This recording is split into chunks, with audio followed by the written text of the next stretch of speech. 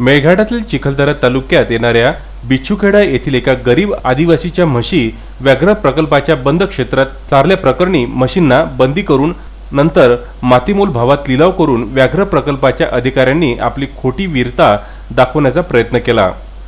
गरीब आदिवासींची सर्रासपणे पिळवणूक करून त्रास देत असल्याची घटना उघडकीस आली। बिच्छुखेडा येथील अन्यायग्रस्त आदिवासी सुरेश उईके व इतर आदिवासीसह घटनेला गंभीरतेने घेत मेळघाटचे आमदार राजकुमार पटेल यांनी अमरावती जिल्ह्याच्या पालकमंत्री यशोमती ठाकूर यांच्याशी भेट घेतली। दरम्यान पालकमंत्री यशोमती ठाकूर यांनी जिल्हाधिकारी शैलेश नवाल व व्याघ्र प्रकल्पाचे क्षेत्र संचालक रेड्डी यांना तात्काळ बोलून घटनेविषयी माहिती घेतली असता व्याघ्र प्रकल्पाच्या अधिकाऱ्यांचे अनेक खोटारडेपणा उघडकीस आल्याचे दिसून आल्याने पालकमंत्री यशोमती ठाकूर अधिकाऱ्यांवर अधिकच भडकल्या। व्याघ्र प्रकल्पाचे अधिकारी कायद्याचा गैरवापर करीत असून कोविड सारख्या जागतिक महामारीत आदिवासींची पिळवणूक करत असल्याचे सांगितले। गरीब आदिवासींना अंगावर घालण्यात योग्य असे कपडे नाही अशा गरीब लोकांच्या म्हशी मातीमोल भावात लिलाव करणे अतिशय गंभीर बाब असून ती सर्व जनावरे तात्काळ परत करा अन्यथा कारवाईस भाग पाडू अशा कडक शब्दात पालकमंत्री ठाकूर यांनी व्याघ्र प्रकल्पाची कानउघडणी केली। यामुळे व्याघ्र प्रकल्पाच्या अधिकाऱ्यांचे धाबे दणाणले आहेत। कायद्याचा गैरवापर करणाऱ्या अधिकाऱ्यांवर कारवाई होईल काय याकडे सर्वांचे लक्ष लागले आहे। व्याघ्र प्रकल्पाचे अधिकारी आदिवासींसोबत भावनेने वागत असून आदिवासींना त्रास देण्याच्या हेतूने हे सर्व करीत असल्याचा आरोप करीत पाळीव प्राणी कोणत्या क्षेत्रात चारावे याची स्पष्ट कल्पना व्याघ्र प्रकल्पाने द्यावी, तसे न देता सर्रासपणे रस्त्यावरून जाणाऱ्या जनावरांना पकडून त्यांचे लिलाव करणे अतिशय लज्जास्पद असल्याचे मेळघाटचे आमदार राजकुमार पटेल यांनी म्हटले। मैं बिच्छुखेड़े रहने वाली है सुनीता।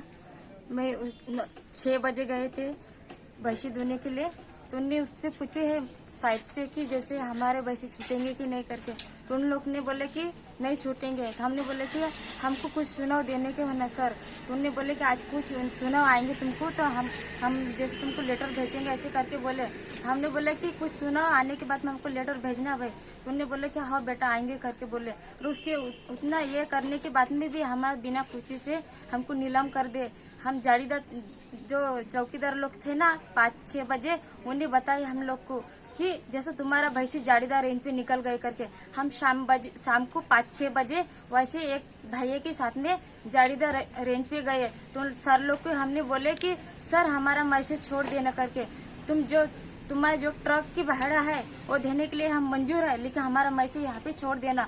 हमने जो तुम्हारे जो निर्णय है जो दंड है वो भी देने के लिए हम तैयार है सर, लेकिन उन्हें हम उसकी पैर वगैरह हमने जोड़े, लेकिन उन्होंने क्या बोले कि बेटा बोले डिवीजन वापिस में आना करके बोले। तो उन्हें क्या 10:30 बजे की जैसे ये दिए थे वो समय दिए थे, तो हम जब 10 बजे तक भी हम पहुंचे, लेकिन वहाँ पे कोई नहीं दिखे है सर। उसके बाद में हमने कोर्ट में आए, कोर्ट में पूछे तो कोर्ट में क्या बोले कि हमको कुछ नोटिस दिए ही नहीं, यहाँ से तुम लोग उधर जाने करके बोले वो वकील साहब भी।